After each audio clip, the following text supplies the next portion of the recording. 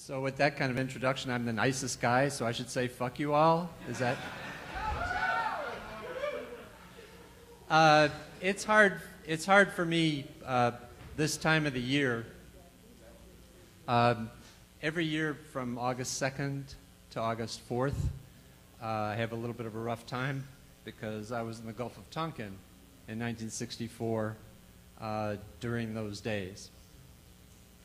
And it was on August 4th, 1964, 43 years ago, that the American people were being told that lie about the second incidents.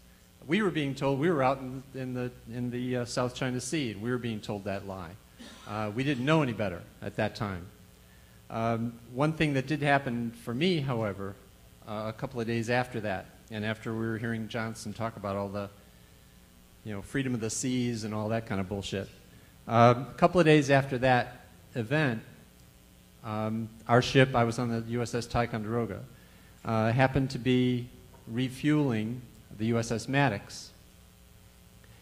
Now, the reason I was on the carrier, very quickly, the reason I was on the carrier was I had been kicked out of the Naval Security Group, which is the naval arm of the National Security Agency, because I married a foreigner.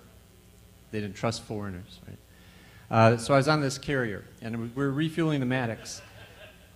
Part of my job during that time was to be above decks to time the process. They didn't know what else to do with me because I had a top secret clearance, and I no longer had a clearance now. I heard people calling my name from the Maddox, and I didn't think I knew anybody on the Maddox.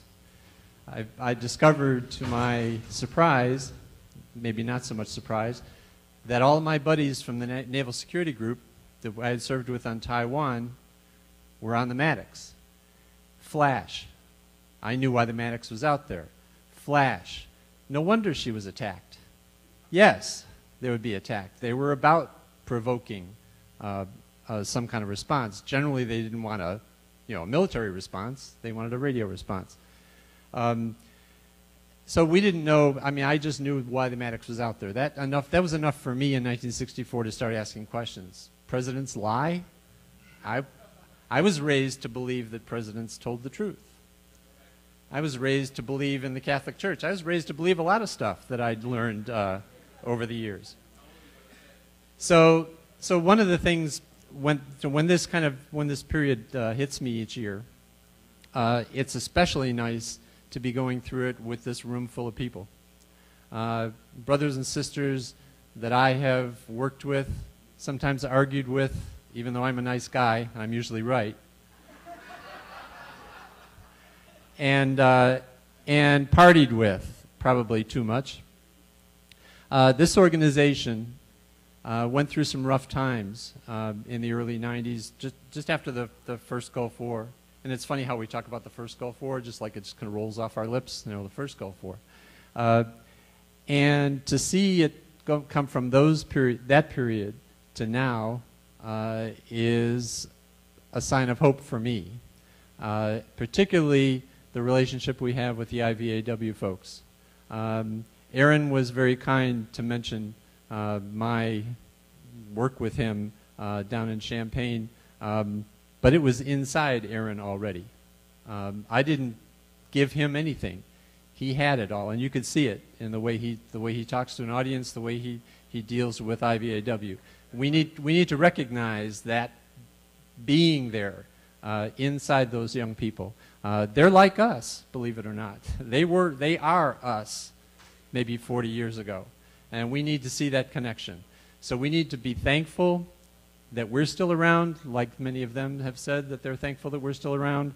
We need to be thankful for our health. We need to take care of ourselves so that we can continue to do what we need to do. That's what we should be doing. That's what we should be about today. It's a rededication to what we've been doing for 40 years, and hopefully not another 40 years. I don't think I can handle that. I'm pretty sure I couldn't handle that.